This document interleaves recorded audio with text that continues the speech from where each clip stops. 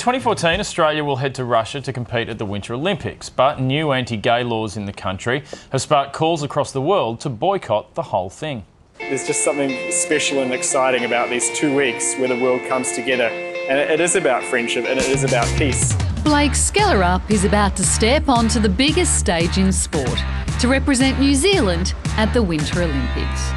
But right now, what the world's seeing in Russia is a long way from that Olympic ideal. Just 20 years after homosexuality became legal in Russia, new laws have now been passed that ban the promotion of non-traditional sexual relationships among minors, meaning no talking, reading, writing, meeting, rallies, or even discussion about anything gay.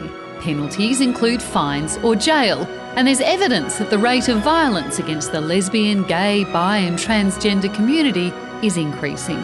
The Russian government's stance is basically oppression and it's bullying, and what they've chosen to do here is basically condemn love. It's persecution and it's based on something that these people can't help.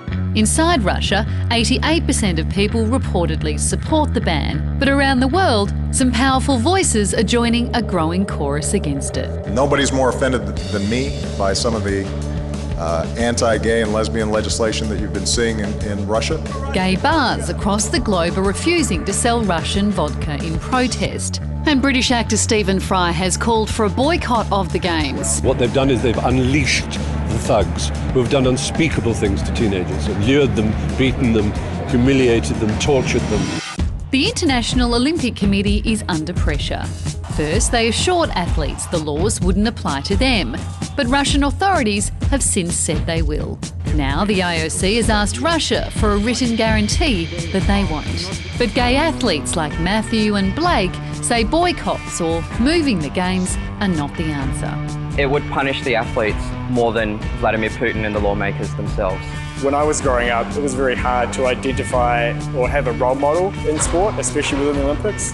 And I think it's important for me to stand up and to show the real me, and I think that's going to be a great thing for the human rights movement. Which is exactly what Australian diver Matthew Mitcham did in 2008. By coming out before the Games, by doing my best and by actually winning, some people might say that, homosexuality doesn't belong in sport.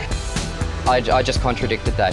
Australia's Olympic chiefs have offered moral support. Australian athletes in Sochi are free to express a point of view on Russia's gay legislation and any other matter they get asked about. The AOC does not gag the athletes. And while he might not be donning the green and gold, Blake Skjellerup hopes he'll be standing alongside our team and the rest of the world to make a difference. It hasn't been an easy road for us, and it hasn't been an easy road for me.